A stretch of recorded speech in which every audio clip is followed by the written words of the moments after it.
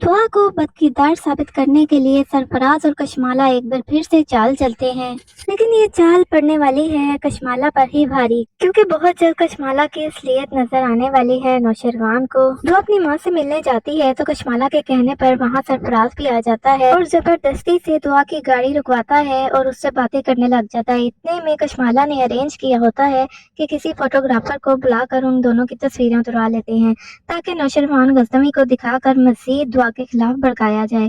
और ऐसा ही होता है। नौशरवान गजनवी दुआ से पूछता है कि तुम फिर से सरफराज से मिलने गई थी? तो दुआ कहती है नहीं, मैं तो अपनी माँ से मिलने गई थी। नौशरवान को फिर गुस्सा आ जाता है कि दुआ एक बार फिर झूठ बोल रही है। वो बहुत ज्यादा गुस्से में अपने पॉकेट से मोबाइल निकाल के कहता है अगर तुम सरफराज से मिलने नहीं गई थी तो फिर ये क्या है? दुआ कहती है कि मैं अम्मा से ही मिलने गई थी, जबकि रास्ते में सरफराज आ गया था, इसलिए उससे बात करने रुक गई। नौशरवान बहुत ज्यादा गुस्से में आ जाता है और कहता है कि आखिर सरफराज को पता कैसे चला कि तुम इस रास्ते से आ रही हो?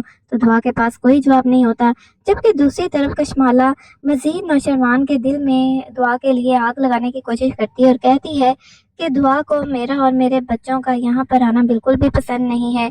मुझे मुसना के टेस्ट ना करवाने होते तो मैं यहाँ पर बिल्कुल भी ना आती। अगर आप कहते हैं तो मैं हवेली वापस चली जाती हूँ, बल्कि दुआ हमारी बहुत इंसल्ट करती है, मुझे चले ही जाना चाहिए। नौशरवान पहले ही गुस्से में बैठा होता है दुआ के ऊपर। वो मजीद गुस्से में कहता है कि यहाँ से कोई कहीं नहीं जाएगा, आप लोग यहीं पे रहेंगे, जिसको तकलीफ है वो खुद चला जाए। वो नौशरवान जो कभी कशमाला की बात ही नहीं सुनता था, अब कशमाला की बातों पर आकर अपनी मोहब्बत को बातें सुनाता है। लेकिन दुआ जो है वो इस सारे मामले में खामोश रही, क्योंकि वो बेचारी पहले ही जानती है कि नौशरवान गजनवी को उस पर पहले ही बहुत गुस्सा है। वो उसकी बिल्कुल भी बात नहीं सुनेगा और कशमाला के सामने मजीद उसकी इंसल्ट ना हो, इसलिए वो बिल्कुल खामोश रहती है। क्योंकि दुआ के लिए नौशरवान गजनवी के मुंह से इतनी बड़ी बात सुनना कि इस बच्चे का बाप कौन है, ये तो वैसे ही दुआ को मार गया है। दुआ यही सोचती है कि आखिर नौशरवान मुझ पर ऐसा गंदा शक कैसे कर सकता है।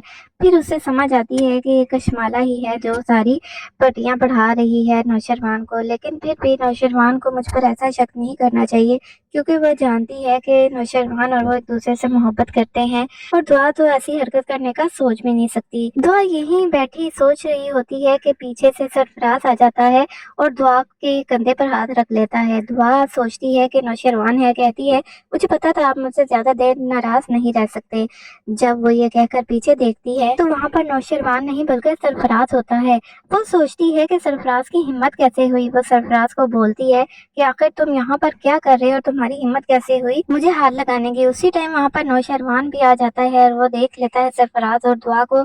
एक बार फिर से वो दुआ पर गुस्सा हो जाता है और उससे कहता है कि फिर से यहाँ पर सरफराज आ गया है।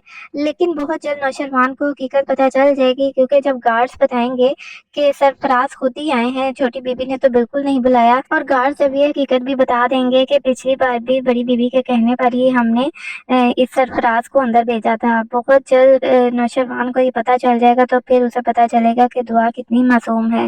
लेकिन दुआ पर जो इल्जामात लगे हैं, क्या दुआ नौशरवान गजनवी को इन इल्जामात के बाद माफ़ कर पाएगी? आप लोगों को क्या लगता है? नीचे कमेंट सेक्शन में अपनी राय का इजहार ज़रूर कीजिएगा।